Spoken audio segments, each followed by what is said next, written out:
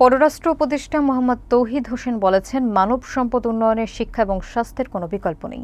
তাই একটি দেশের সার্বিক উন্নয়নের জন্য এই দুটি খাতে অধিক পরিমাণে বাজেট বরাদ্দ রাখা উচিত। গতকাল শনিবার নরসিংদীর বেলাব উপজেলায় মান্নান সাকিনা এডুকেশন ফাউন্ডেশন কর্তৃক আয়োজিত স্কুল স্বাস্থ্যসেবা কার্যক্রমের উদ্বোধন অনুষ্ঠানে প্রধান অতিথির বক্তব্যে তিনি এই মন্তব্য করেন। তিনি আরও বলেন, প্রাথমিক শিক্ষার মান উন্নয়ন সম্ভব হলেই উচ্চশিক্ষা সহজতর হবে। বিস্তারিত দেখুন আলী হোসেনের তথ্যচিত্রে।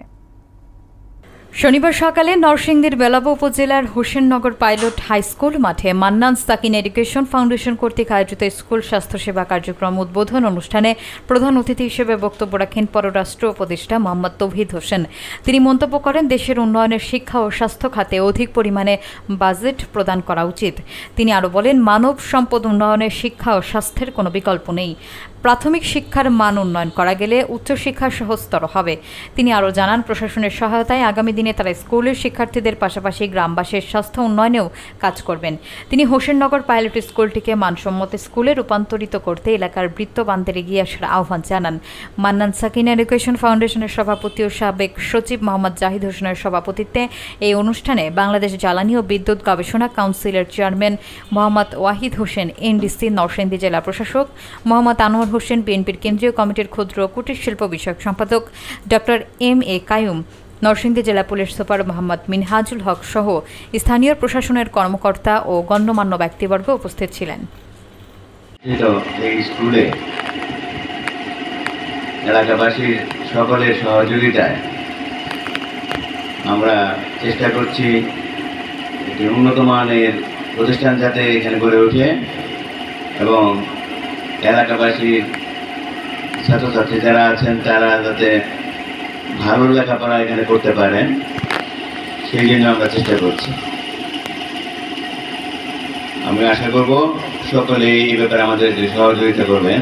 মাননীয় প্রধান অতিথি, বাংলাদেশ অন্তর্বর্তী সরকারের সম্মানিত পররাষ্ট্র উপদেষ্টা জনাব মোহাম্মদ তৌহিদ হোসেন, আজকের অনুষ্ঠানের সম্মানিত সভাপতি সাবেক সেতু সচিব জনাব মোহাম্মদ জাহিদ হোসেন সহ তৌহিদ হোসেন, ফরেন অ্যাডভাইজার ইন্টারিম গভর্নমেন্টের, ওনাকে সুস্বাগতম নরসিংদীতে। আমি নরসিংদীর সন্তান হিসেবে, রায়পুর অঞ্চলের সন্তান হিসেবে, সিভিল সার্জন হিসেবে অত্যন্ত গর্ববোধ করছি। আজকের অনুষ্ঠানের সম্মানিত সভাপতি জনাব জাহিদ হোসেন মহোদয়, উপস্থিত আছেন ওয়াহিদ হোসেন স্যার, উপস্থিত প্রাধান্য দেওয়া হয় সে বিষয়ে স্যাররা যে চিন্তা করছেন সত্যি অনুকরণীয়, অনুসরণীয়। ধন্যবাদ জানাচ্ছি স্যার। আমরা যারা বিভিন্ন জায়গা থেকে এখানে এসেছি এই বিষয়গুলো আমাদের আসলে অনুসরণ করে আমরাও যদি নিজ নিজ এলাকায় এই কাজগুলো করতে পারি, সত্যিকারভাবে বাংলাদেশকে সামনের দিকে এগিয়ে নিয়ে যাওয়া খুব বেশি কঠিন হবে না স্যার। আমি স্যার এই জেলা পুলিশ সুপার হিসেবে স্যার গত মাসে এখানে যোগদান করেছি।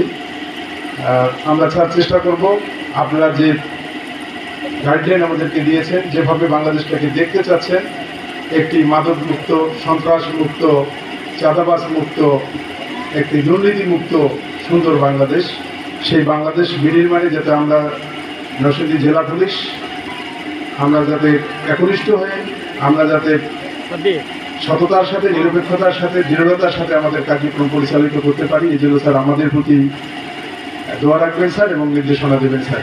এবং অত্যন্ত সম্মানিত ব্যক্তি প্রত্যেকেই প্রশাসনের এবং প্রশাসনের বাইরে সামনে যারা বসা আছেন, যাদের একটু বয়স বেশি তাদের প্রায় সবাইকে চিনতে পারে, একটু যারা ইয়াং বেশি তাদেরকে বুঝতে পারছে।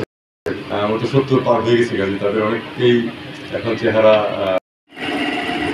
আমি গত 25শে সেপ্টেম্বর আপনাদের জেলা প্রশাসনে যোগদান করি এবং আজকে আমার 1 মাস পূর্ণ হলো।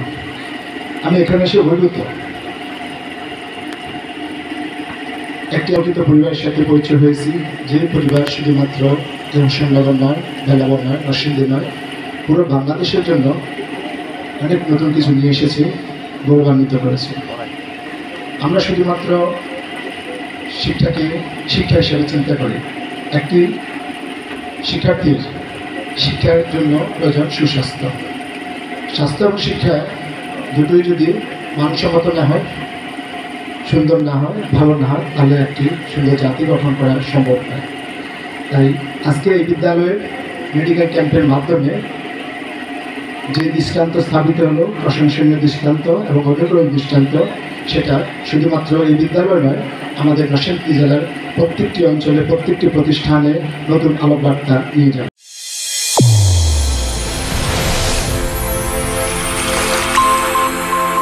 চ্যানেল A1 হৃদয়ের স্পন্দন।